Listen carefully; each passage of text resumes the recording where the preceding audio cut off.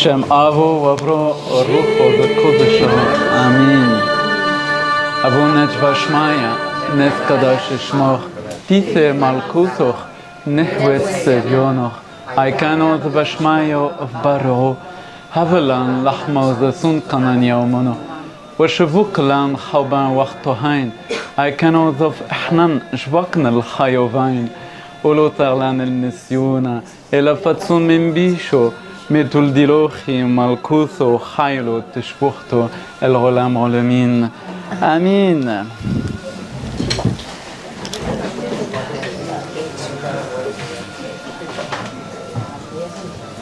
Bienvenue à tous. Bienvenidos a todos. Paco m'a demandé d'intervenir sur le collier de la transfiguration. Paco me ha pedido que haga una intervención con el collar de la transfiguración, qui est un collier tout à fait remarquable. que es un collar particular, Muy particular, muy interesante, muy importante. Et j'espère que ainsi vous aurez le plaisir d'approcher la génération apostolique. Y espero que así podáis tener el gusto de acercaros a la generación apostólica. En effet, la séquence de la transfiguration est une séquence stable, facile à déterminer et donc commune au témoignage apostolique. La secuencia de la transfiguración es una secuencia fácil, estable.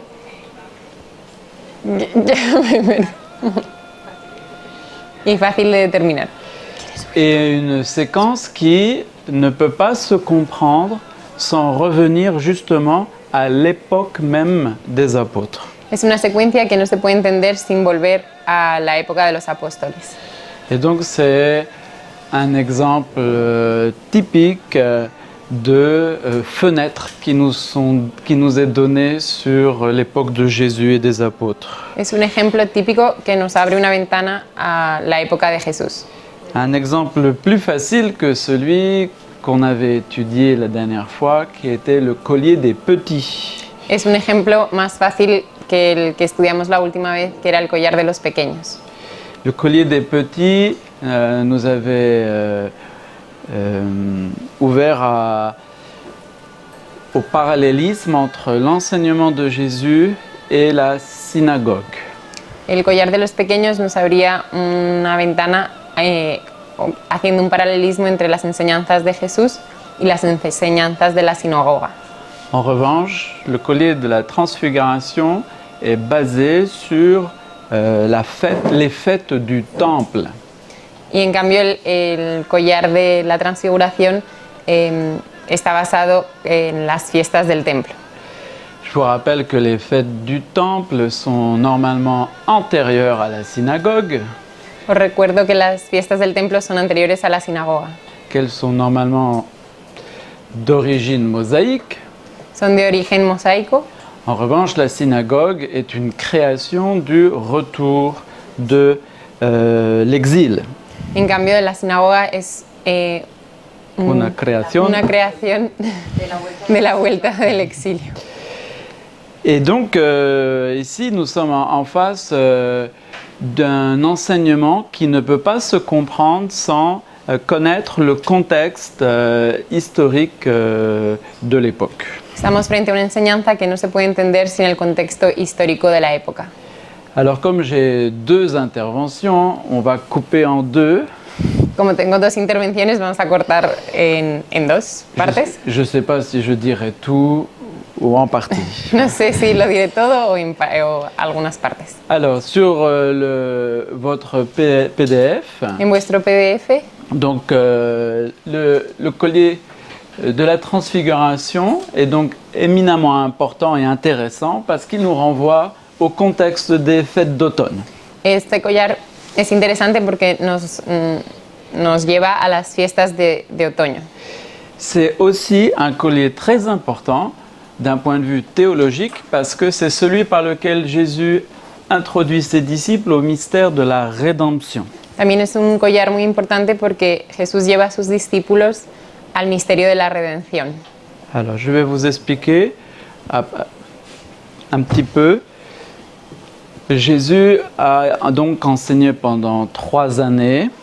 Jesús ha enseñado ha enseñado durante 3 años Et a spécifié chaque année selon un thème majeur. y ha especificado cada año con un tema mayor. La première année était consacrée à l'éthique du royaume de Dieu.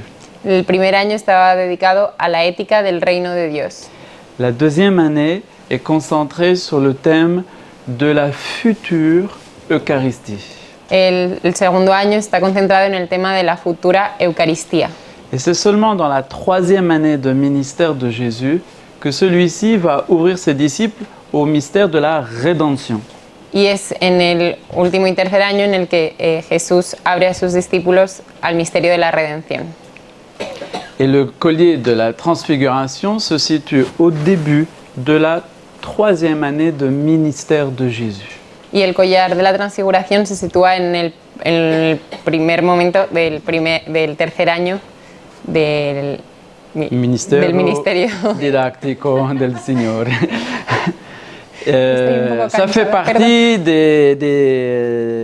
de nos fiertés d'avoir pu rétablir le parcours didactique du Seigneur sur ces 3 années-là.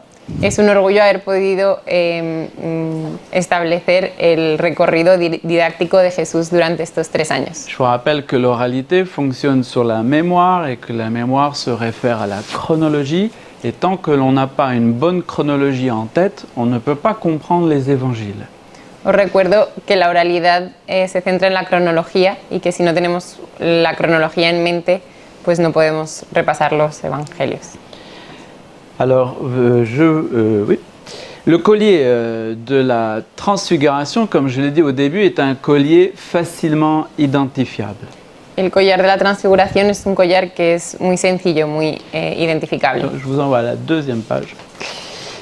Parce qu'il est identique chez les 3 synoptiques. Porque es idéntico en los 3 sinópticos. C'est un collier de base quinquennaire. Es un collar de base quinquenal, Car les doigts de la main constituent la base de décompte fondamentale. Porque la mano constituye los dedos constituyen la base. La base para contar, perdón. Mais il est augmenté en un septenaire. Pero lo aumentan en un septenario con 2 más. Parce que le nombre 7 constitue aussi une catégorie fondamentale de la culture levantine.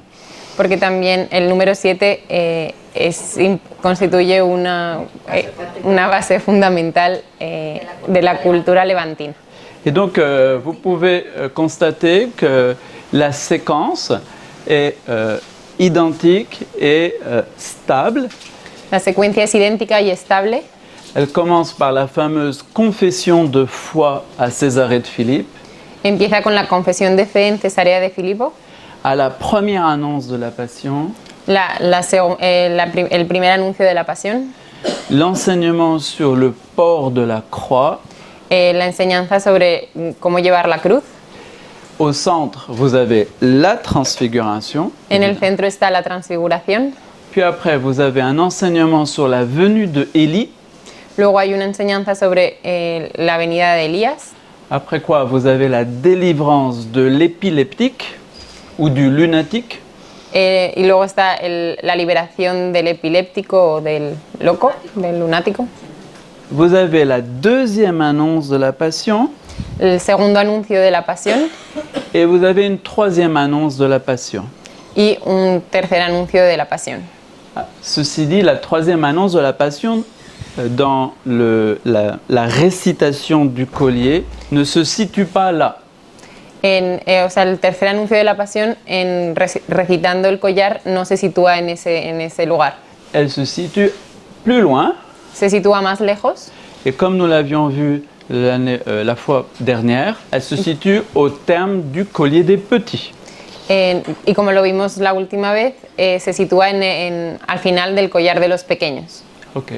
Eh bien justement, vous voyez que chez Luc, il manque une perle. En Lucas falta una perla, Ici, et c'est la perle qui concerne la venue d'Élie. y es la perla que constituye la venida de Elías. En sorte que le collier de Luc se présente comme suit. Y el collar de Lucas se presenta así. Troisième page. Normalement, le collier de la transfiguration vient au moment où les évangélistes organisent en ligne droite la récitation du Saint-Évangile. El collar de la transfiguración llega en el momento en el que los evangelistas colocan en línea recta la recitación del Evangelio. Ok, donc normalement,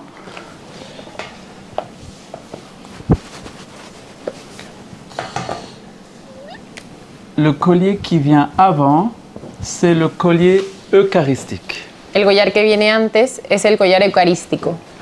Ce collier eucharistique lui-même possède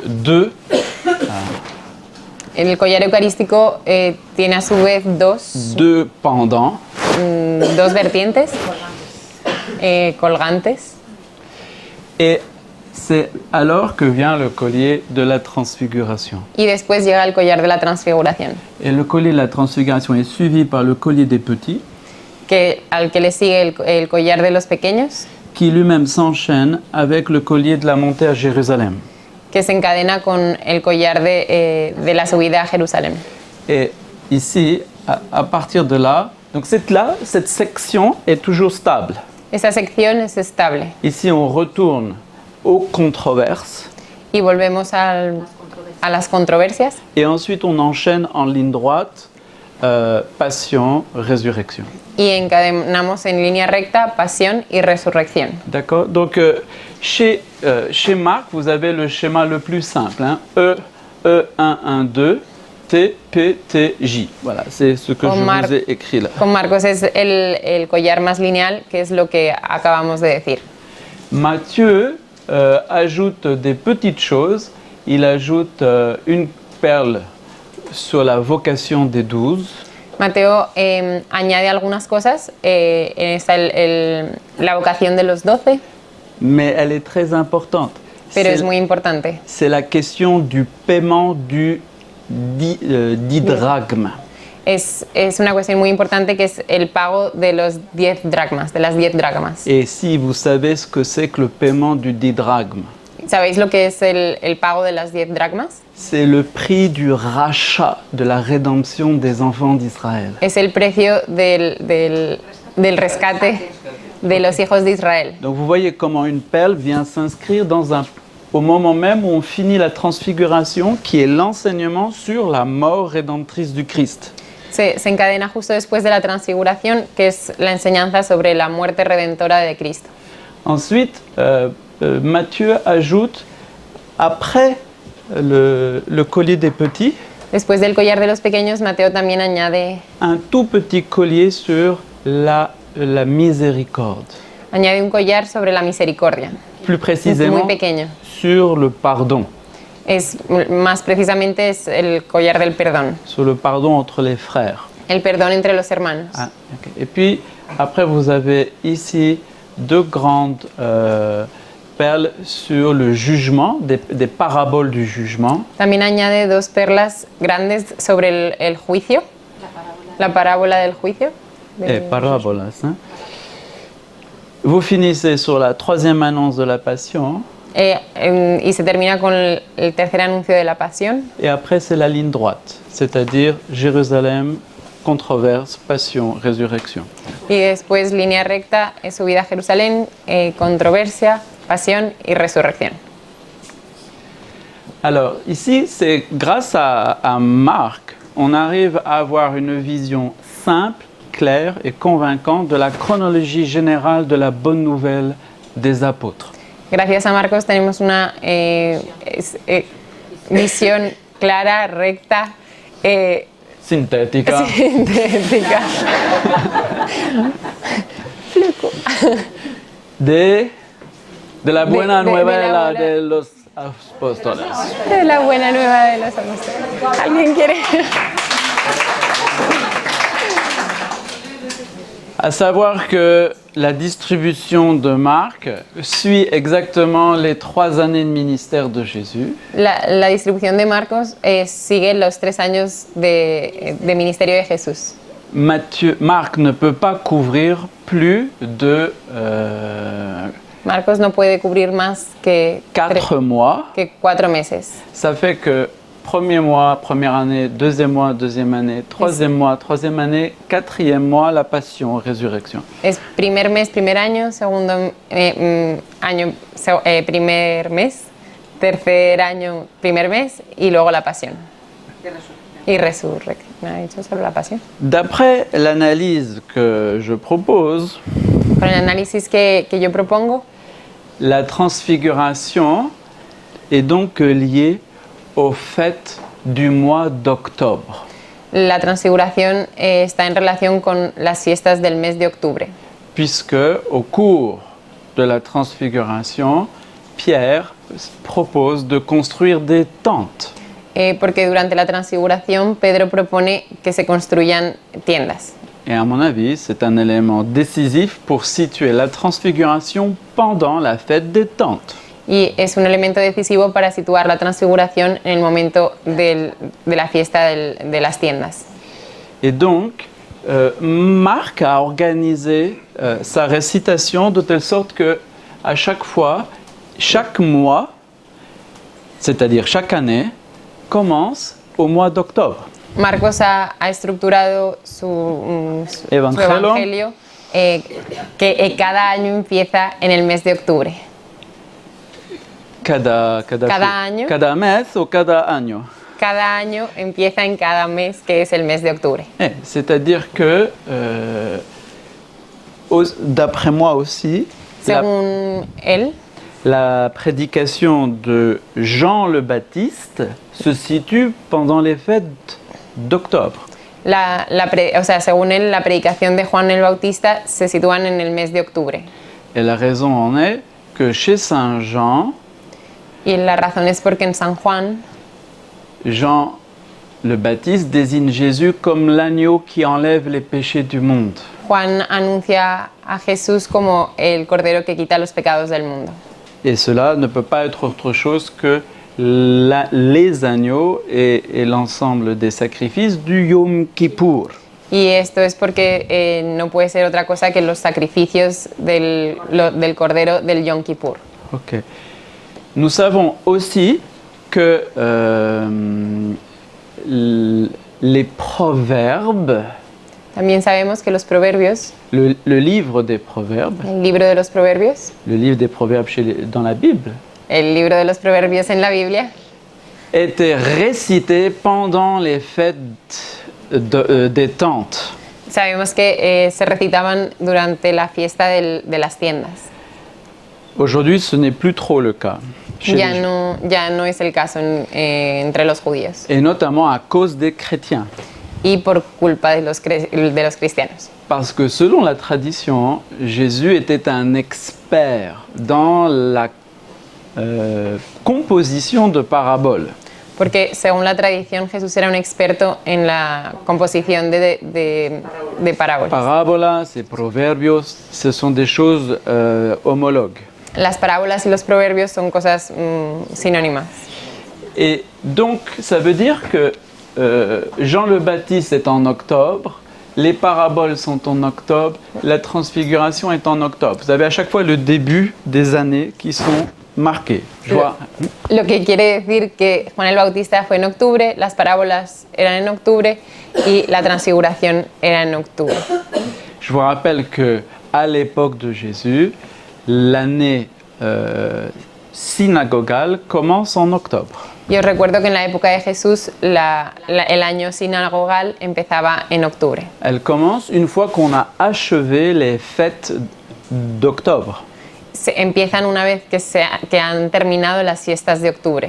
Ça veut dire que lorsqu'on finit la fête des tentes, on inaugure le cycle des lectures sabbatiques. lo que significa que cuando se termina la fiesta de las tiendas empieza el ciclo de lecturas sabáticas. Je vous rappelle que le verbe octobre en hébreu, en araméen, en acadien, ça se dit Tishri. Os recuerdo que el verbo octubre en arameo, hebreo y Acadico, acadio que fue una lingua franca. fue una sí. Que fue final persiano. Que fue del persa, que fue El imperio del persiano. Appunto. Et donc ça vient du mot resh, rosh, riche, qui veut dire la tête. que viene de la palabra roch, rich, que significa cabeza, D'accord? Donc ça veut dire le mois du commencement, le mois en tête. que significa el mes del comienzo, el mes que encabeza. Ok. Et donc on va commencer tout doucement Así que vamos a empezar despacito. à entrer dans le contenu de ce collier. Vamos a entrar en el contenido de este collar. Alors, pour faire, je vais rapide et clair, Para ser rápido y claro, d'abord une vue d'ensemble.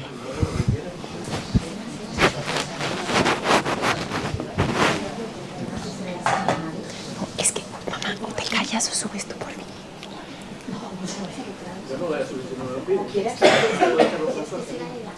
Sí, es que me perturbas. C'est bon, c'est bon. Il faut juste que ça soit un tout petit peu plus court et que ma maman ne traduise pas. Mais tu me regardes, qu'est-ce que tu veux? Tu cherches les mots? Non mais c'est normal, c'est normal.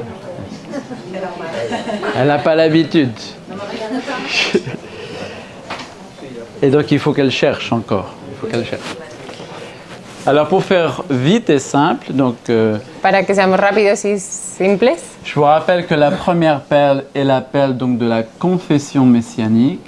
la primera perla es la perla de la confesión mesiánica Et donc elle correspond à la première fête du mois d'octobre, y corresponde a la primera fiesta del mes de octubre, qui est Rosh Hashanah. que es Rosh Hashanah. D'accord? Chaque perle correspond à une étape liturgique de ce mois d'octobre. Cada perla corresponde a una época litúrgica del mes de octubre. Et donc le collier de la transfiguration est une séquence liturgico-initiatique.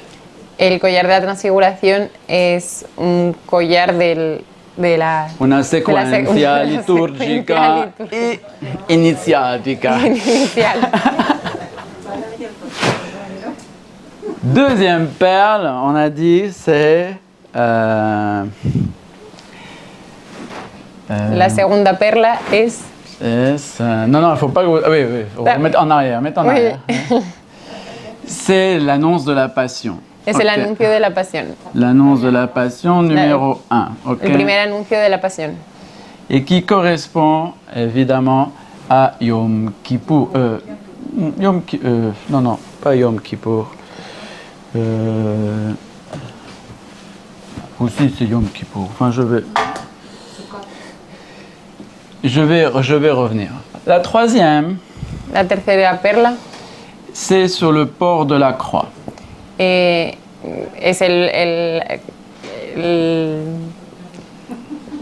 Le port, le fait de porter. Llevar la cruz. Llevar la cruz. Yom Kippour. La segunda perla es el Yom Kippur, Ok. la fiesta de Yom Kippur. Et les tentes. Y la tercera perla es la fiesta de las tiendas. La quatrième perle, donc, c'est la transfiguration, La cuarta perla es la transfiguración, qui correspond au dernier jour des tentes que corresponde al último día de la fiesta de las tiendas, et qui s'appelle le Hoshana Rabbah. que se llama el Hoshana Rabbah. c'est-à-dire le grand Hosanna. que es el gran Osana.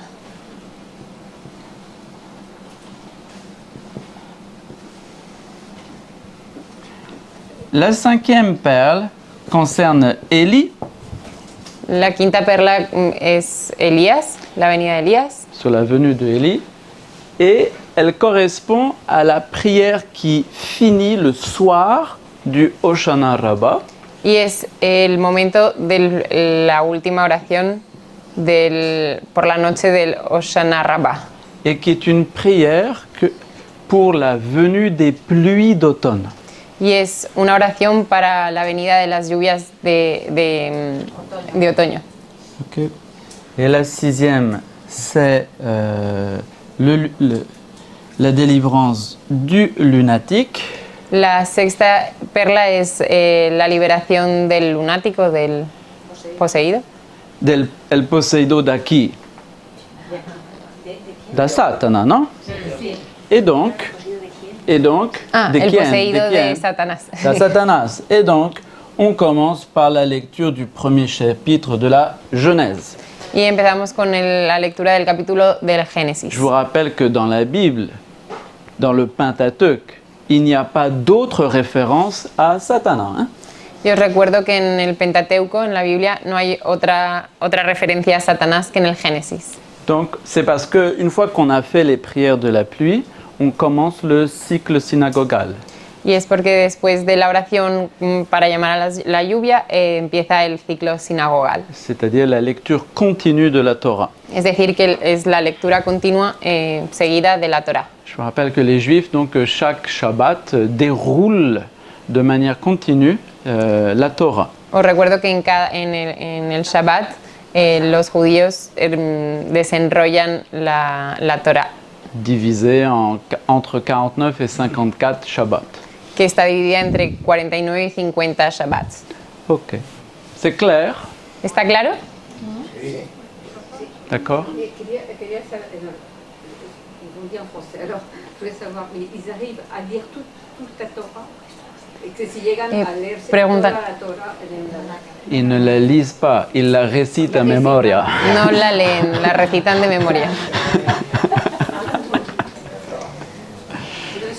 sí, en un año. Sí, en un año recitan toda la Torah. Je vous rappelle que chaque section de la Torah Os recuerdo que cada sección de la Torah est accompagnée d'un extrait des prophètes. está acompañado de un extracto de los profetas. Mais ils font pas de lecture continue des prophètes, non. Pero no Là, ils hacen n'y la arriveraient pas. lectura continua de los profetas. No llegarían a terminarlo. Et donc, on va s'arrêter sur cette première perle de Rosh Hashanah. Vamos a empezar por esta primera perla del Rosh Hashanah. Voilà. Alors, je vous rappelle le texte.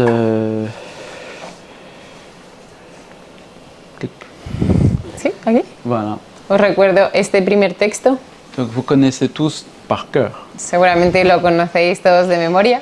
les fameuses perles de la confession messianique.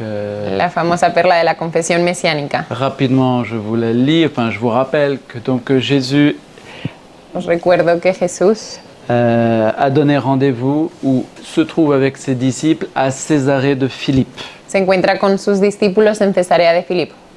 Donc, Césarée de Philippe, c'est tout au nord de la terre sainte. Cesarea de Filipo está al norte del todo de la Tierra Santa, en Tierra Santa. D'accord. Aujourd'hui, c'est une ville qui s'appelle Banyas, Hoy es una ciudad que se llama Bañas, d'accord, qui se trouve donc sur le dernier flanc du mont Liban. que está en el último flanco del monte del Líbano. Et donc Jésus interroge ses disciples Jesús les pregunta a sus discípulos et leur demande « Qui suis-je » y les pregunta, ¿quién soy? après 2 ans. Después de 2 años estando con ellos, les pregunta, ¿quién soy? Vous comprenez, c'est important de comprendre qu'on se situe après 2 ans. Es importante que entendamos que es después de 2 años. Il est évident que la réponse va être importante. Es importante, está claro que la respuesta va a ser importante, parce qu'elle porte sur l'enseignement et l'initiation qu'ils ont suivi pendant 2 ans. porque tiene que ver con la iniciación que han recibido durante 2 años en la enseñanza. Et Jésus ne se nomme jamais lui-même, sinon par un seul titre, qui est celui du Fils de l'homme.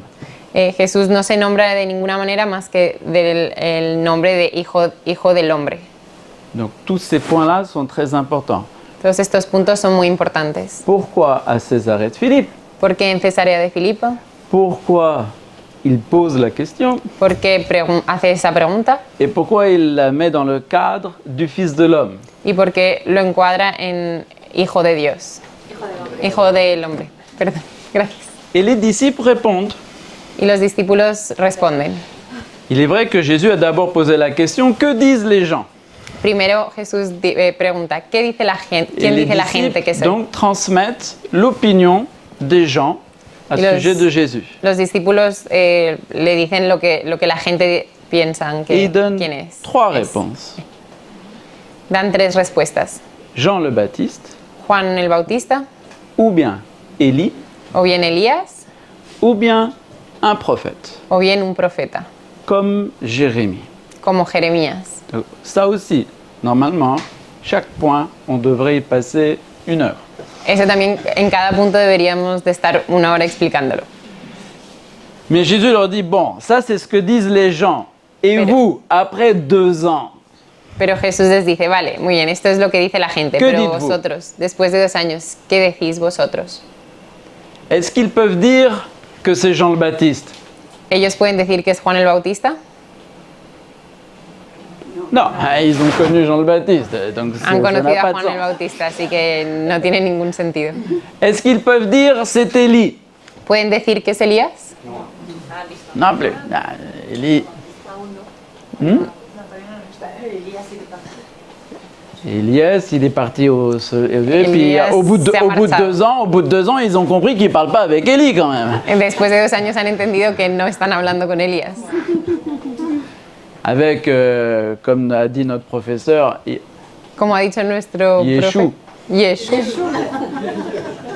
ça c'est dans le Talmud, hein. Esto está en el Talmud. Il n'est pas sûr que ce soit la prononciation. No está seguro de que sea la pronunciación. C'est une omission théologique. Es una omisión teológica. Je ferme la parenthèse. Cerramos la paréntesis. El paréntesis. Parce que s'il n'a que le Talmud pour prouver ça, alors il prouve rien. Si solo tiene el Talmud para probar eso, pues no puede probar nada. Alors, c'est pas Jean-Baptiste, c'est pas No es Élie. Juan Bautista, no es Elías. Est-ce que c'est un prophète comme les autres prophètes? Es un profeta como cualquier otro. Après 2 ans, Después de 2 años, après avoir entendu Jean le Baptiste, después de haber escuchado a Juan qui el a dit Bautista, quoi? ¿qué es lo que ha dicho Juan el Bautista? Qu'il est le Messie. Que él es el Mesías. Donc ils répondent. Bon, c'est Pierre qui répond. Y responden, bueno, es Au nom Pedro de el que tous. responde en nombre de todos. Tu es le Messie, le Fils de Dieu vivant. Tú eres el Mesías, el Hijo de Dios vivo. Vous avez traduit selon le sens, mais si vous aviez été attentif, je n'ai pas dit comme ça, mais c'est pas grave. Ça c'est codé, c'était codé. Estaba codificado, he traducido mal, pero no pasa nada. A lo español. J'avais fait un blanc. Ha hecho J'ai fait un un blanc espacio entre blanco. Dieu et vivant. Ha hecho una pausa entre Dios y vivo. Parce que dans le texte syriaque, il y a un point d'arrêt après Dieu, pas après vivant. En el texto siriaco hay un punto después de Dios, no de vivo. Et donc ça a du sens. Y entonces tiene sentido. Mais ça, c'est... Je vous le dirai pas, c'est trop difficile. Et donc, on est donc là à un point fondamental. On est passé de Césarée de Philippe, le Fils de l'homme, au Messie. Estamos en un punto muy importante, hemos pasado de Cesarea de Filipo, el Hijo del Hombre, al Mesías. Le Messie, et puis après Jésus délivre à Pierre une révélation sur lui-même. Y después le da a Pedro una revelación sobre sí mismo. À savoir qu'il qualifie Pierre de Pierre. Y le da a Pedro el poder de Pedro, de piedra. Piedra. Le califica como piedra. Un roc. Un Como roc. una roca. Una roca. Et ça aussi, c'est très important. Y eso también es muy importante. Et puis il dit à Pierre qu'il ne l'a pas compris à partir de la chair et du sang. Y le dice a Pedro que él no lo ha entendido a partir de la carne y de la sangre. Et pourquoi? ¿Y por qué le dice eso? Eh ben, nous verrons, c'est très important. También lo veremos, es muy importante. Et il lui dit qu'il va fonder sur lui son église. Y le dice que va a fundar sobre él su iglesia. Chez Marc, c'est la première fois qu'apparaît le mot église. En Marcos es la primera vez que aparece la palabra iglesia. Mais pas seulement chez Marc, chez tous. Pero no solo en Marcos, sino en todos Parce que los la evangelistas. deuxième fois chez Matthieu, c'est dans le petit collier du pardon qui se trouve, comme vous l'avez vu, après le collier des petits. En Mateo, la segunda vez que se escucha decir iglesia se encuentra en el collar sobre el perdón, que es muy pequeño y está después del de la transfiguración. Donc c'est la première occurrence du mot église. Es la primera vez que se le ocurre decir iglesia. ¿Occurrence? No. La ocurrencia, es la primera ocurrencia de la palabra iglesia.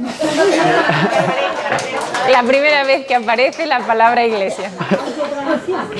Ocurrencia. Et à ce moment-là, ocurre. il lui parle des portes de l'enfer. Y es la primera vez que les habla de las puertas del infierno. Alors, pardonnez-moi, j'ai dit les portes de l'enfer. Non, il parle de la porte des enfers. Perdonadme que he dicho las puertas del infierno, pero es la puerta de los infiernos. Infiernos, infierni. Et pourquoi? ¿Y por qué? Alors, eh ben, nous allons répondre à toutes ces questions. Pues vamos a contestar a todas estas preguntas. Voilà.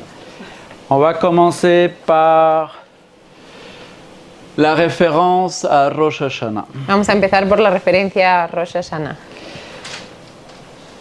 La fête de Rosh Hashanah contient un ensemble de motifs théologiques fondamentaux. La fiesta de Rosh Hashanah contiene Motivi un contenido teologici teológico muy importante que nous connaissons grâce au Talmud. que conocemos gracias al Talmud.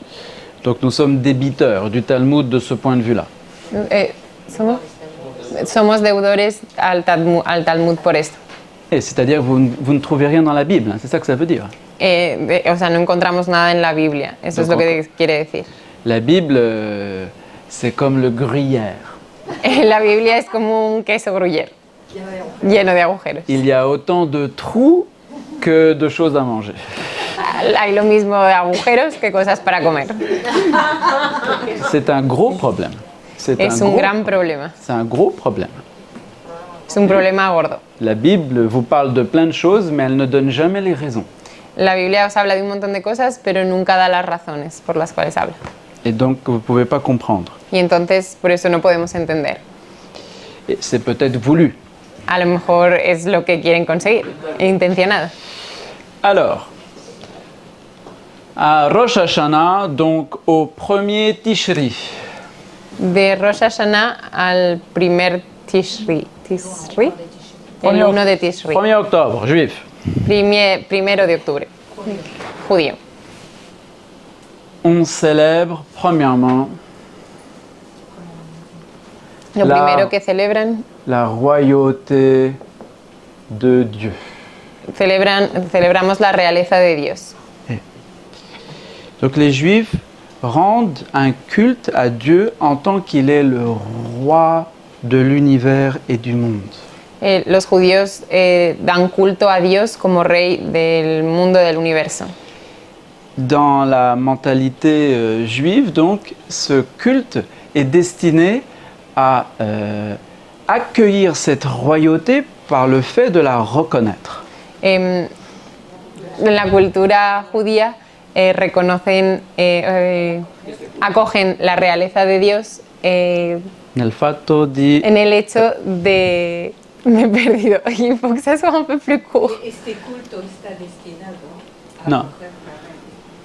Je recommence. Oui, en deux Il parties. s'agit de recevoir dans sa propre vie la Significa- royauté de Dieu par Re- le fait que nous la reconnaissons. Recibir la realeza de Dios por el hecho de que la reconocemos. Donc lorsque Jésus pose la question « Que dites-vous de moi ?», Cuando Jesús pregunta, ¿qué decís vosotros de mí? il leur demande un acte de reconnaissance pour recevoir ce qu'il va leur Les offrir. pide un acto de reconocimiento para que puedan recibir lo que les va a decir.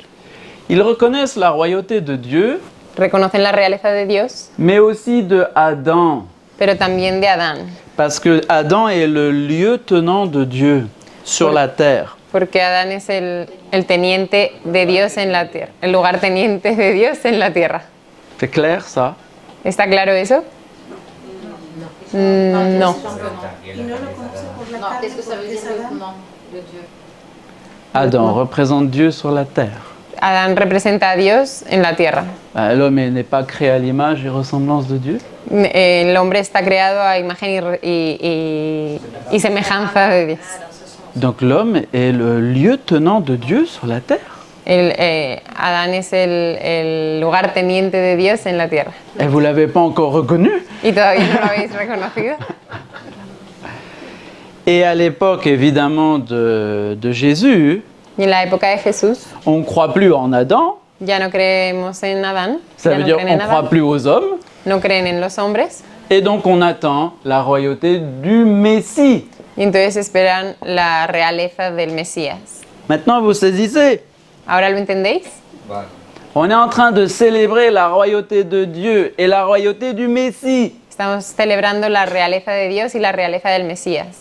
Et Jésus leur pose la question, que dites-vous de moi? Y Jesús les pregunta, ¿qué decís vosotros de mí? Donc à ce moment-là, Jésus est en train de célébrer avec ses disciples les motifs théologiques de la fête de Rosh Hashanah. Y entonces en ese momento Jesús está celebrando con sus discípulos el motivo de la realeza de Rosh Hashanah. Ok? Donc il va s'agir de reconnaître Entonces se trata de reconocer Jésus comme le Messie, a Jesús como el Mesías, le roi messianique. el rey mesiánico. D'accord? ¿Está claro?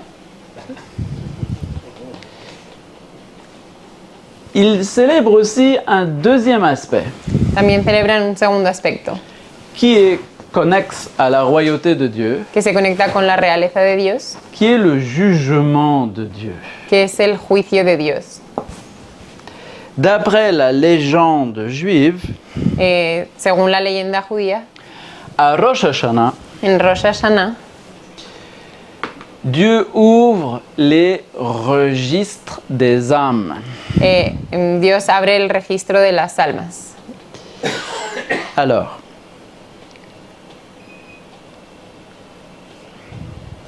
il faut que on remonte plus haut.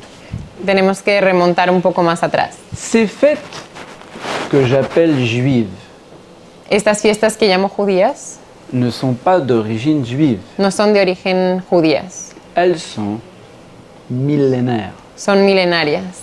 C'est-à-dire que toutes les civilisations célébraient en automne et au printemps une fête du renouvellement du monde. Es decir, que todas las civilizaciones celebraban en otoño y primavera la renovación del mundo. Ok, je vous explique pourquoi j'ai parlé du printemps. Os explico por qué he hablado de la primavera. Parce que ça, c'est 1, 10, 15, 21 Estos son 10, 1, 10, de octubre. 10 de octubre, 15 de octubre y 21 de octubre. Ok? D'accord? Bien. Pâques. Pâques, c'est 1, Pascua. 10, 14, 21. Ok? Pascua es 1, 10, 14 y 21 de octubre. 10, No, 10 de avril, abril. 10 Nissan. De abril de Nisan. Del mes de C'est-à-dire Nisan. que l'Antiquité considère qu'il y a deux commencements de l'année majeurs. En la antigüedad se conoce que hay dos momentos del comienzo del año mayoritarios. O sea, Qui sont que están opuestos. chacun à l'antagonisme parfait, que están antagónicamente colocados en qui est el año. 1er avril et le 1er octobre. El 1 de abril y el 1 de octubre. D'accord? Donc ces fêtes-là, ce sont des fêtes qui existaient à Babylone, et Estas ce sont fiestas des fêtes existían en Babilonia et que aussi existaient sans doute en Canaan. y que existían también en Canaán. Pour ce qui est, oui, vous avez attrapé le probablement. Il fallait pas l'attraper. Mais j'apporte la réponse. Même si vous ne l'aviez pas dit, j'allais le dire. Parce que cette séquence-là, Esta secuencia, pour avril et octobre, on la connaît à Babylone. porque esta secuencia de abril y de octubre se conocía en Babilonia. Ok. Pour la fête des tentes, on la connaît à Ugarit.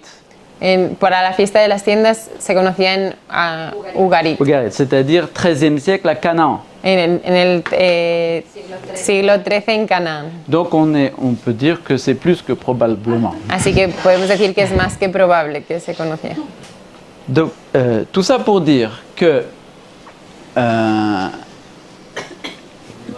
l'année est conçue comme un cycle Todo esto para decir que el año concebido como un ciclo et que Dieu recommence chaque année. y que Dios empieza de nuevo cada año. D'accord? Et donc chaque année, Dieu ouvre au commencement de l'année Y cada año Dios abre al inicio de cada año. ¿Sí? c'est la bonne traduction, les registres qui définissent le destin de tous les hommes.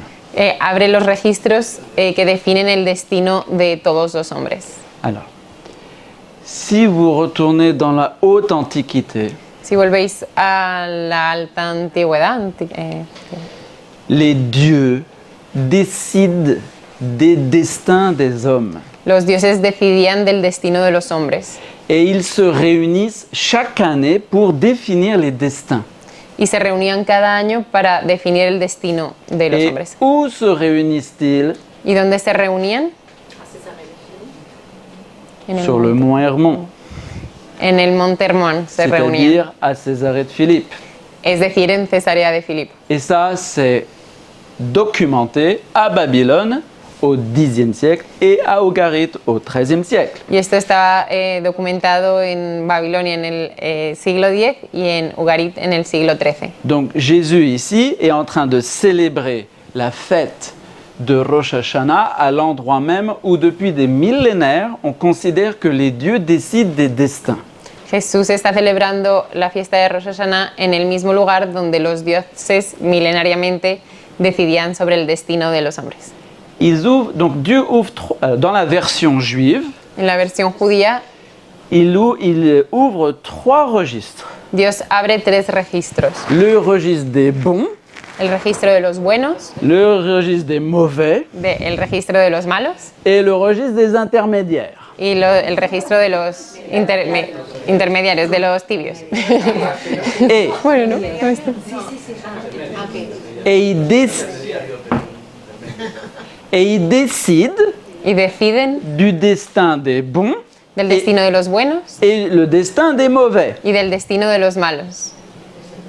Et il laisse 10 jours Y deja 10 días pour que les intermédiaires fassent pénitence para los que están en medio hagan penitencia et choisissent de quel camp ils veulent appartenir. y que decidan de qué lado a qué lado quieren pertenecer, del bueno o del malo. Vous comprenez que Jean le Baptiste prêche dans le même contexte. No sé si entendéis que Juan el Bautista predica en el mismo contexto. Il dit cette année est l'année du Messie à Rosh Hashanah. Dice, este año es el año del Mesías en el Rosh Hashanah. Et vous avez 10 jours pour vous convertir. Y tenéis 10 días para convertiros.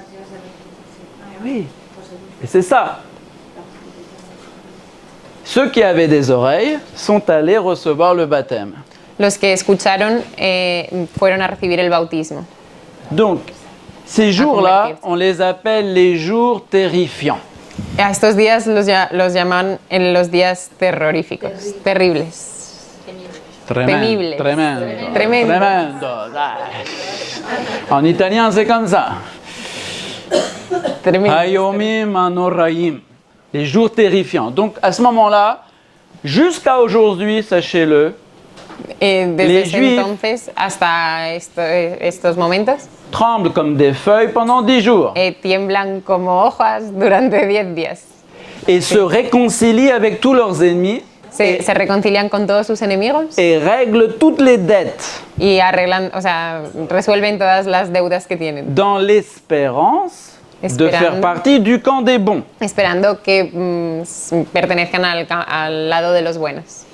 Et ces 10 jours s'achèvent sur le Yom Kippour, Y estos 10 días terminan en el Yom Kippur, par lequel Dieu déclare la clôture de sa miséricorde. es el día en el que Dios declara que se cierra su misericordia, se termina. Une clôture qui est miséricordieuse. Un cierre misericordioso, Mais en même temps, c'est la clôture. pero es el cierre, o sea, se acaba C'est-à-dire su qu'après misericordia. Yom Kippour, chacun joue le rôle que Dieu lui a défini par destin. Después del Yom Kippur, cada uno empieza a actúa según el rol, ¿no? El rol. El papel que- Jehovah, jouer. Jouer, c'est Jugar. À Actuar. toi? Agir, non? Non, Jouer c'est le pas rôle. agir, c'est pas agir. Gioca, mais gioca il ruolo, ok? Cada uno adquiere el rol que Dios le ha destinado. Ecco, No sé si se entiende. à toi? non, c'est actuar. Sí, Bon, Teatro, por ejemplo. ah, ça sonne pas bien. cada uno toma el rol que Dios le ha destinado, actúa como Dios le ha destinado. La vida è una commedia, no? Ecco. Adivina cómo es. Et donc, au Yom Kippour, Dieu ferme les registres, bloom. En Yom Kippur, Dios cierra los registros que se han abierto. Et les intermédiaires sont soit parmi les bons, soit parmi les méchants. Y los que están en medio, pues acaban en el lado de los buenos o de los malos. Et c'est toujours comme ça pour les juifs. Y sigue siendo así a día de hoy para los judíos. C'est très important. Vous vous imaginez pas combien, Es muy importante, no os podéis imaginar cuánto. quanto. L'idée que Dieu pardonne tous les jours, c'est une idée qui n'est pas juive. La idea de que Dios perdona todos los días no es una idea judía. Los judíos no entienden eso. Non. Faut attendre un an. Faut attendre l'année prochaine. Hay que esperar un año entero para que Dios te perdone. Alors, depuis, ils se sont modernisés. Desde entonces se han modernizado un poco. Mais en fait, fondamentalement, c'est comme ça. Pero fundamentalmente es así. Tienen que esperar un año. Donc, Jésus célèbre donc avec ses disciples sa Jesús. royauté, Jesús celebra con sus discípulos su realeza, celle de son lieutenant la de su lugarteniente Adán et celle de son Messie. y la de su Mesías. Et c'est qui le lieutenant désormais du Messie? ¿Y quién es el lugarteniente desde entonces del Mesías? Pedro. Pedro. Vous comprenez maintenant? Et No sé si lo entendéis. à Pierre, il l'appelle Pierre, Rocca. A Pedro le llama piedra, roca. Ça veut dire quoi, roc? ¿Qué significa roca? Apoyo. Qu'est-ce que ça veut dire? Solidad. Ok, ça, bah, c'est ce que vous croyez. Eso es lo que vosotros creéis. C'est l'imaginaire naturel. Es la imaginación natural. Mais dans la Bible, c'est quoi le roc? Pero en la Biblia, ¿qué es la roca? La vérité. C'est Dieu lui-même. Es Dios mismo. Dieu lui-même s'appelle le roc. Dios mismo se llama roca. Autrement dit, il dit de Pierre qu'il est véritablement son lieutenant. Il institue sa propre réalité royale sur la terre. Instituye en ese momento su propia realidad de realeza en la tierra en Pedro. S'il y a jugement, Si hay un juicio, il y a donc autorité juridique, si hay un juicio es que hay autoridad jurídica, autorité législative, autoridad legislativa, autorité exécutive. autoridad ejecutiva. Et qu'est-ce qu'il remet dans les mains de Pierre? ¿Y qué pone en manos de Pedro? Les clés du pouvoir. Las llaves del poder. Saisissez? ¿Lo entendéis? Donc il est en train de jouer avec ses disciples Rosh Hashanah. Entonces juega con sus discípulos el Rosh Hashanah. Si nous devions réciter le texte dans toute son ampleur, Si recitáramos el texto en todo su esplendor, il faudrait rétablir toute la scénographie tendríamos que restablecer toda la escenografía pour comprendre ce que à ce moment-là Jésus fait avec Pierre. para entender lo que en ese momento Jesús hace con Pedro. Ok.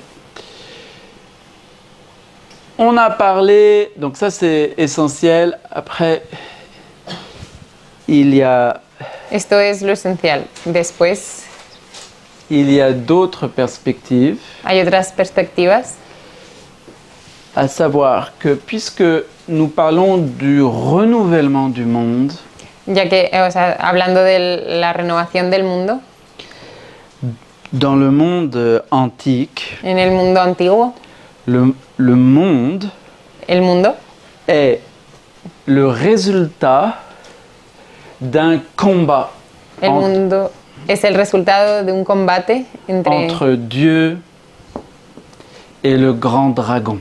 entre Dios y el gran dragón. Ah. Et on le sait par le Talmud. Lo sabemos por el Talmud. On faisait des danses de pyrotechnique Hacían bailes pirotécnicos. Danzas. à travers lesquelles se manifestait le combat de la lumière contre les ténèbres. En el cual se manifestaba el combate de las tinieblas con la luz. Et donc vous comprenez pourquoi Jésus passe à la question de Y por eso entendéis porque Jesús pasa a la pregunta de Satan. Satanás. D'accord? Et à ce moment-là, Jésus parle donc des portes des enfers. En ese momento Jesús habla de las puertas de los infiernos. Je vous rappelle que dans la mentalité orientale antique, le démon se situe sous terre. Os recuerdo que en la mentalidad oriental antigua el demonio se sitúa bajo tierra. Et donc il est normal que après avoir célébré la royauté, le jugement de Dieu, on parle de ce anti-royaume qui est le royaume de Satan sous la terre. Entonces, por eso es normal que después de haber hablado de la realeza, del juicio, hablamos de la antítesis de la realeza de este mundo bajo tierra. Bien. Donc tout ça est relatif à Rosh Hashanah. Todo esto de lo que hemos hablado es lo que es relativo a Rosh Hashanah. Mais nous savons que Jésus n'a pas célébré Rosh Hashanah avec ses disciples à Jérusalem. Pero sabemos que Jesús no ha celebrado Rosh Hashanah con sus discípulos en Jerusalén. Il est allé à un endroit bien précis, Ha ido a un lugar muy preciso, qui est Césarée de Philippe. que es Cesarea de Filipo.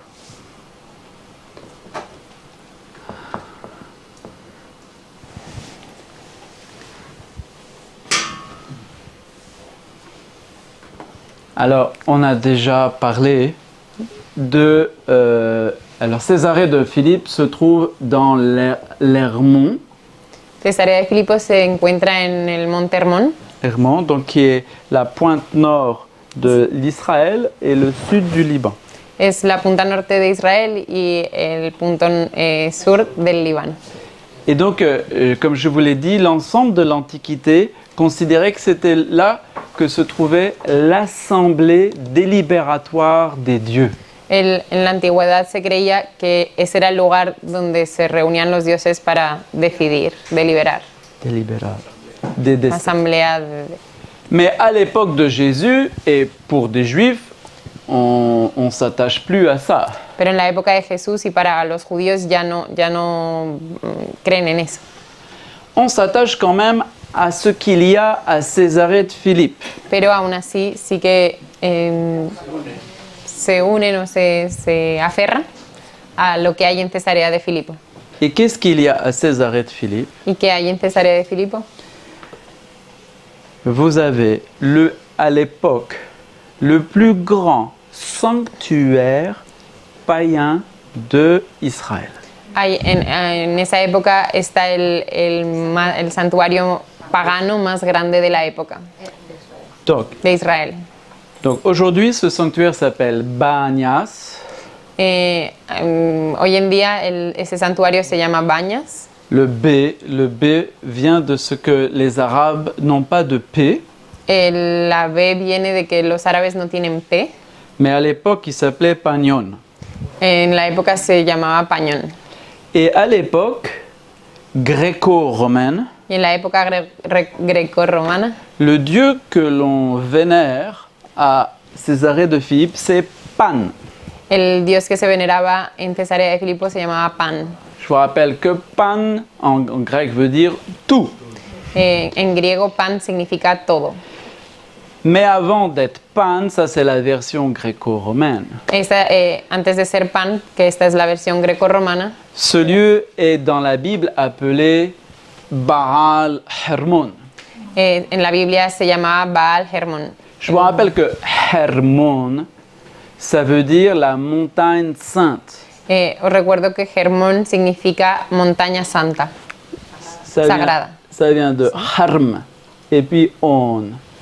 Se divide en Herm y On. Vous connaissez tous Harem, Haram, ¿Conocéis todos Harem, Haram? non? Bon, c'est le mot arabe pour dire sacré.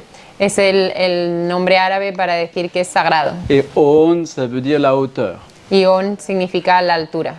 Et dans la lettre de Pierre, Pierre dit qu'il a vu la gloire du Christ sur le mont Saint, sur la montagne sainte. Y en la carta de Pedro, Pedro dice que ha visto la gloria de Dios en el monte santo.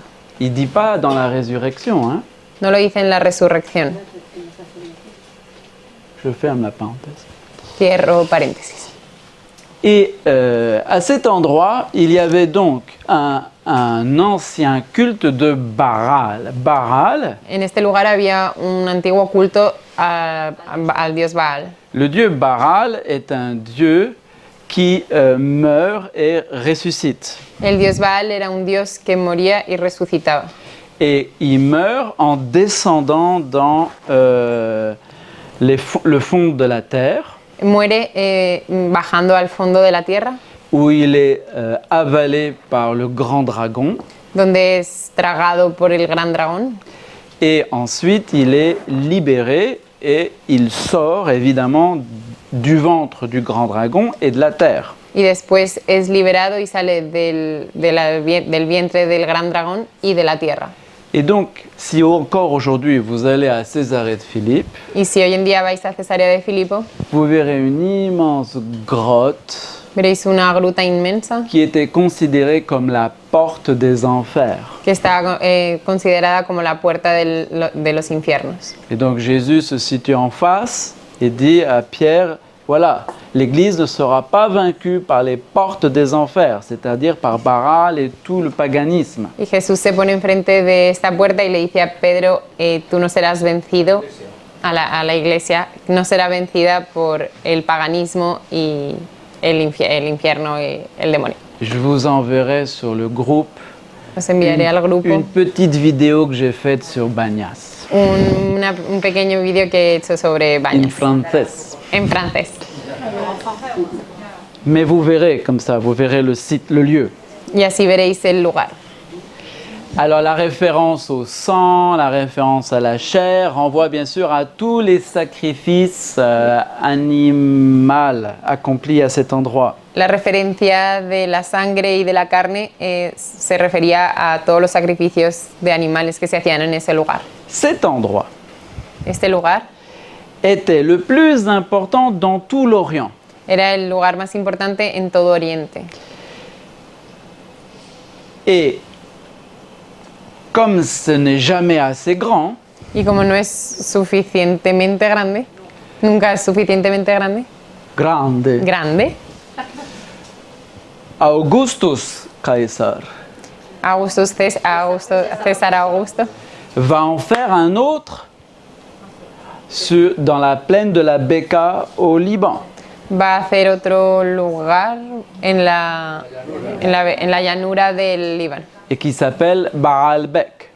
que se llama Baalbek, Et qui lui est actuellement le plus grand complexe architectonique de tout l'Orient. y que es el complejo arquitectónico más grande de todo Oriente. Baalbek Baalbek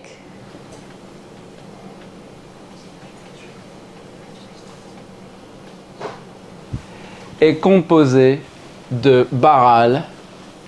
está compuesto por Baal, Normalement, c'est une des analyses. Et de, normalmente, o sea, es uno de los análisis, et de Ok. Apek. y de Apek. Apik. Et Baal, c'est le Seigneur. Baal es el Señor Et Apik, ce sont les sources d'eau. y Apik son fuentes de agua. À Banyas, donc, vous êtes En Bañas,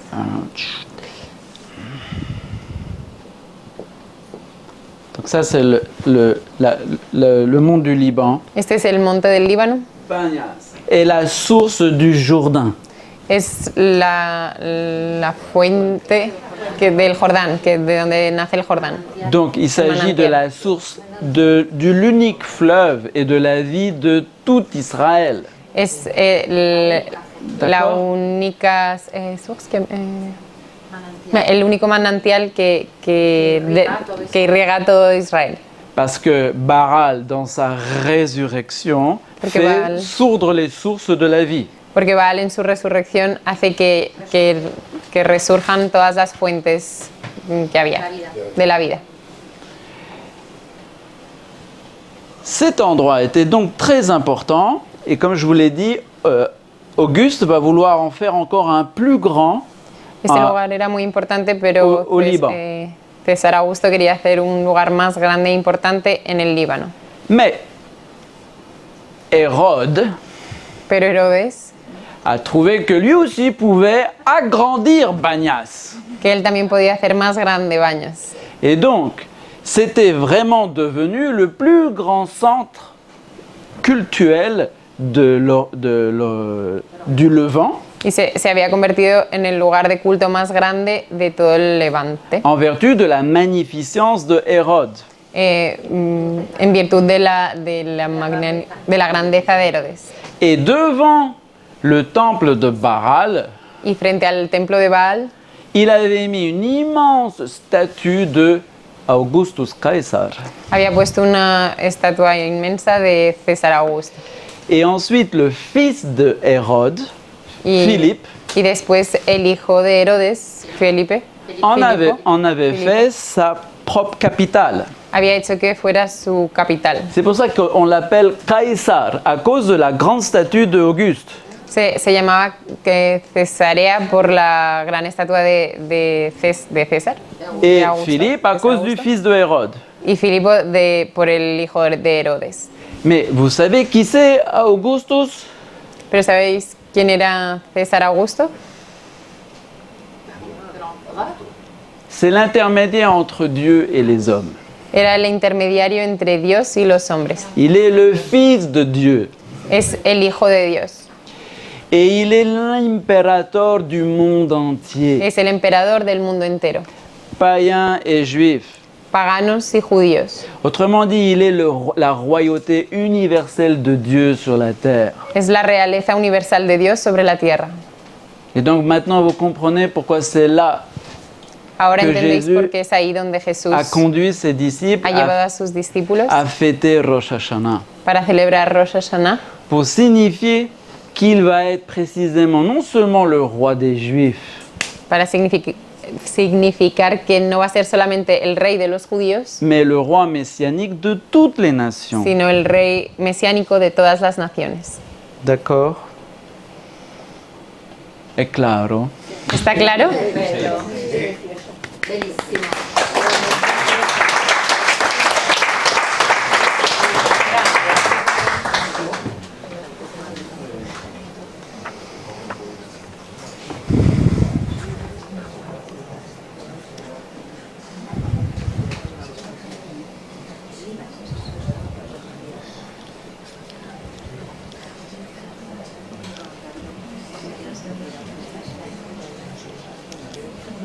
Alors. Donc je vous ai exposé le contexte historique d'origine de Jésus. Os acabo de exponer el contexto histórico del origen de Jesús. C'est-à-dire c'est-à-dire ici vous êtes dans le temps de Jésus. Este es el tiempo de Jesús, los tiempos de D'accord. Jesús.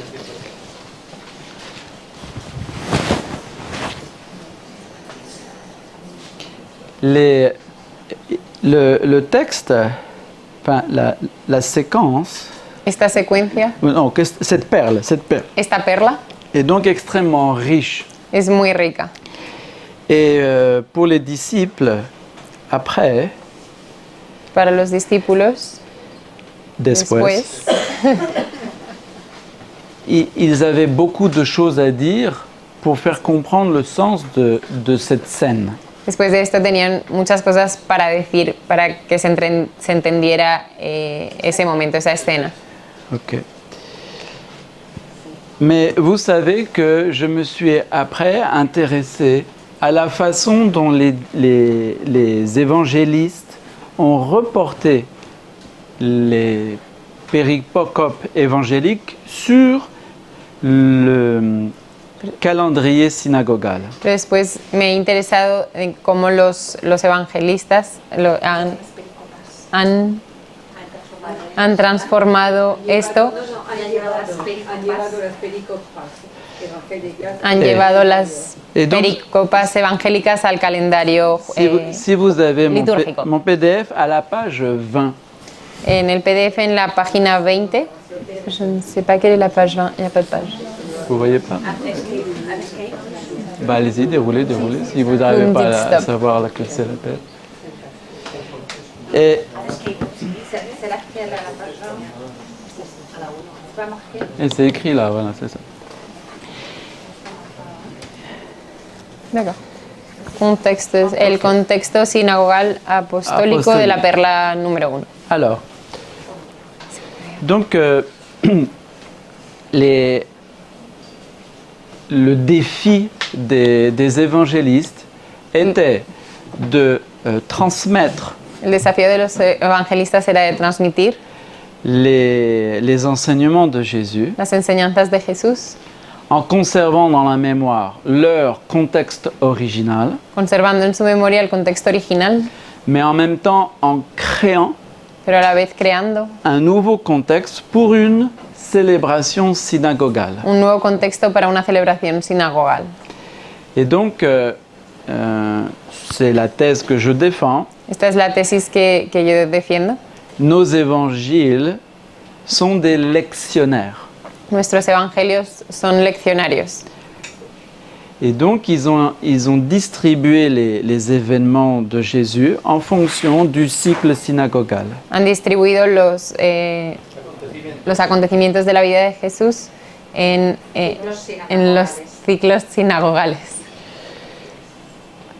Nos évangiles synoptiques étant 3, Nuestros evangelios sinópticos, siendo 3, nous présentent donc 3 distributions différentes des péricopes évangéliques sur le calendrier synagogal. Nos presentan tres distribuciones distintas de de las pericopas, nunca había escuchado esa palabra, pericopas evangélicas en la liturgia sinagogal. Et le principe qu'ils ont suivi, El d'après principio moi, que han seguido, según Frédéric, ils ont conservé le décompte quinquennaire han conservado el descuento quinario de Peut-être- 5, de telle sorte que vous avez 5 perles évangéliques pour chaque Shabbat. que tienen 5 perlas para cada Shabbat, para cada sábado. Donc c'est ainsi pour Matthieu et c'est ainsi pour Marc. Lo es para Marcos y para Mateo. Le problème de Luc, El problema de Lucas c'est qu'il a voulu intégrer es que ha querido integrar también dans l'évangile de Matthieu en el Evangelio de Mateo un vaste patrimoine purement oral. un gran patrimonio que es simplemente oral. Et donc lui, C'est puramente oral. il a surchargé les célébrations synagogales. Ha sobrecargado las celebraciones sinagogales. Compter 5 perles, c'est pas possible, vous n'y arrivez pas avec Luc. Con Lucas no se pueden contar 5 perlas. Vous êtes obligé d'être attentif aux enchaînements narratifs. Tenemos que estar muy atentos a los encadenamientos narrativos. Bien. Concernant Matthieu, En lo que concierne a Mateo, le cycle synagogal de Matthieu commence à Tishri, el ciclo sinagogal de Mateo empieza en Tishri, normal. lo que es normal. Il va de Tishri à Nissan, Va de Tishri a Nisan, parce qu'il ne peut pas couvrir, si vous faites 5 perles par Shabbat, porque no puede cubrir lo que son 5 perlas por Shabbat, plus de 8 mois. porque no pueden ser más de 8 meses. Et ces 8 mois, ce sont ceux-là précisément qui vont de octobre à avril. Y estos 8 meses son los que van de octubre a abril. Donc si vous me faites confiance, Si confiáis en él, au moment où Matthieu traite donc de la confession à Césarée de Philippe, en el momento en el que Mateo trata la confesión en Cesarea de Filipo, eh bien, on se trouve au mois de mars nos encontramos en el mes de marzo, chez Matthieu. en Mateo. D'accord. Donc Matthieu, et on se trouve exactement au premier Shabbat de mars. Nos encontramos en el primer Shabbat el sábado de marzo. Et à ce moment-là, les Juifs lisent le passage de la Torah En ese momento los judíos leen el pasaje de la Torah où Moïse se trouve en face de Pharaon. donde Moisés se encuentra frente a Faraón. Donc vous imaginez bien le rapprochement entre Pierre et Augustus. Os podéis imaginar la confrontación entre Pedro y César Augusto. C'est-à-dire le plus grand empereur du temps qui est Pharaon en face du plus grand empereur de son temps qui est Auguste, César. El más grande emperador que es de Faraón en aquel tiempo y el más grande que es ahora en ese tiempo Augusto. Auguste était César mort, Augusto. à l'époque c'était Tibère. Era Tiberio en esa época. Bien. Mais le passage en question, qui est Exode 10, Pero el pasaje en cuestión, que es Éxodo 10, est le moment où Pharaon cède es el momento en el que Faraón cede et demande à Moïse qu'il prie pour lui. y le pide a Moisés que rece por él.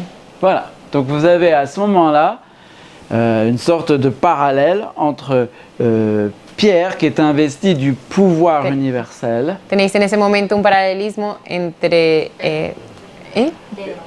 Pedro y investito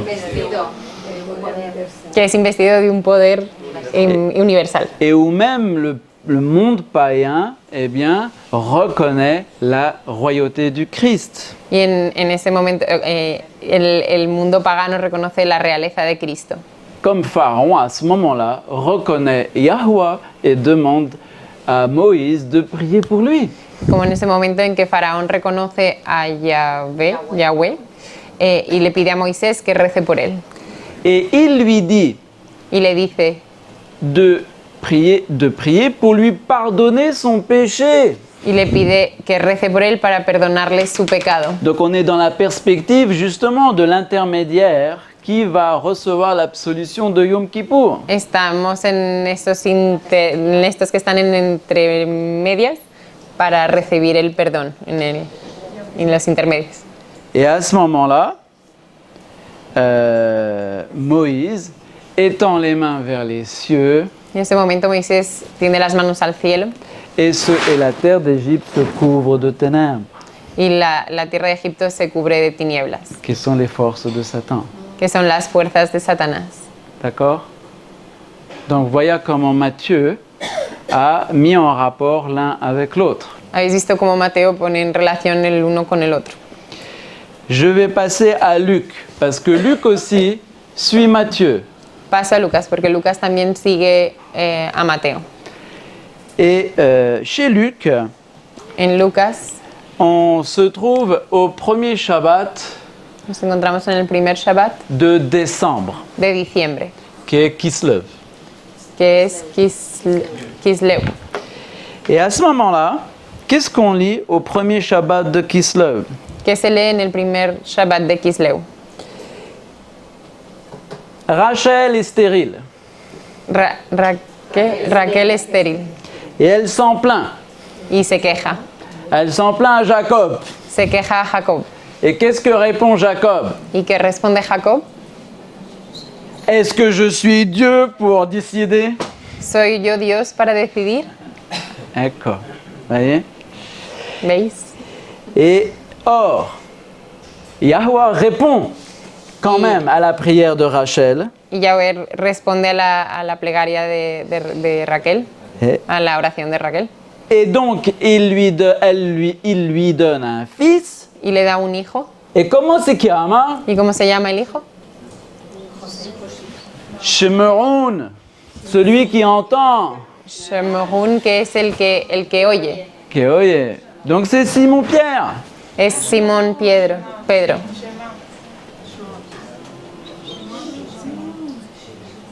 Ah oui. Simón Pedro, he dicho.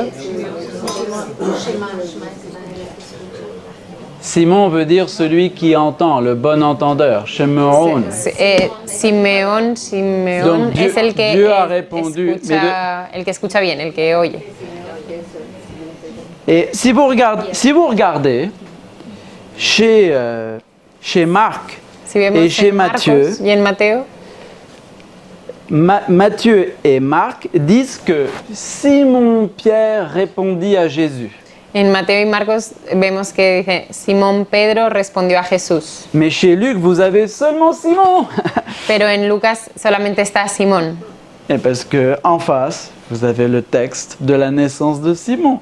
porque enfrente tenéis el texto del nacimiento de Simón.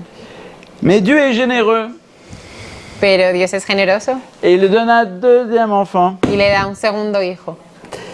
Et comment l'appelle-t-elle? ¿Y cómo se llama? ¿Cómo Elle le llama? l'appelle Dan. Le llama Dan. Et Dan, ça veut dire quoi? ¿Qué significa Dan? Dan, c'est le jugement. Dan es el juicio. Et elle dit, Dieu m'a a jugé ma cause. Y dice, Dios ha juzgado mi causa. Parce qu'avoir un enfant, c'est une victoire de justice. Porque tener un hijo es una victoria de justicia. Et finalement, Rachel dit exactement ça. Elle finit en disant... Y al final Raquel termina diciendo... Pardon, c'est pas Rachel qui a enfanté Dan. Hein? O sea, no ha sido Raquel la que ha dado a luz a C'est-à-dire Dan. que moi, dans mes petites caselles, je peux pas mettre grand-chose. Donc je mets tout en... c'est Bilha qui a donné Dan. Sí. Mais à la fin, Rachel va avoir un enfant. Et elle l'appelle... Ah oui, non, c'est pas Rachel. Non, c'est encore... Et si, Je suis un peu perdue. j'ai écrit Rachel, donc je ne sais pas si je me suis trompé. En tout cas, ce qui est important, c'est que Ha escrito Raquel, pero no sabe si se ha equivocado. le Ahora dernier mismo no lo sabe. enfant, c'est Naphtali. El último hijo es Naftali. Neftali. Et Naphtali veut dire Dieu a vaincu dans la lutte. Neftali significa Dios ha vencido en la lucha. Et donc ça renvoie à l'image du combat de Dieu contre le dragon. Y reenvía al combate de Dios contra el dragón. Donc vous voyez que les enfants Simon, Dan et Naphtali entrent en parfaite correspondance avec les thématiques de Rosh Hashanah. Los tres hijos son Simón, Dan y Neftali y entran en perfecta armonía con las lecturas correspondientes, con las fiestas. Con los temas de las fiestas del Rosh Hashanah. Creo que estoy un poco... Donc vous voyez comment les évangélistes ont utilisé le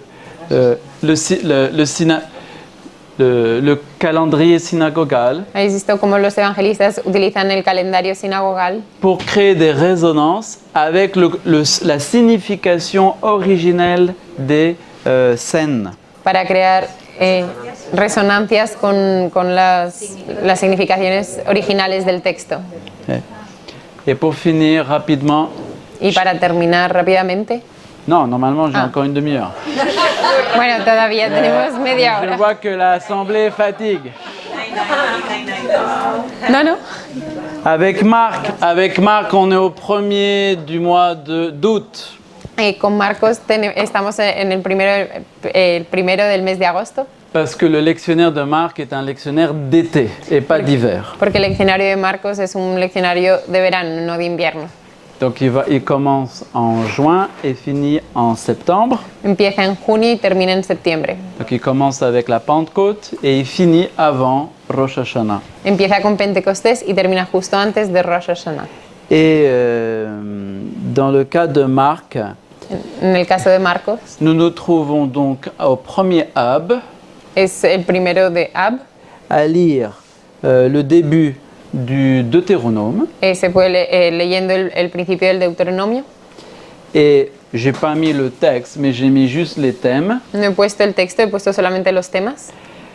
où Dieu, remet au peuple israélite Donde Dios da al pueblo de Israel son pouvoir solennel sur la terre el poder solemne sobre la tierra.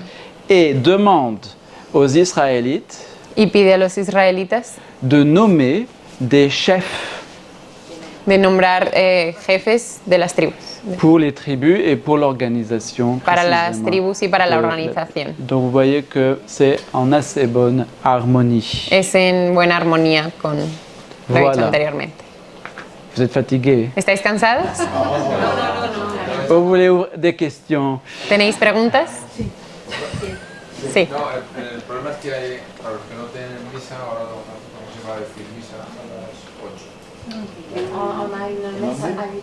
On a une messe à 8 heures. Alors la messe c'est au-dessus de tout. On dit un mot à la messe.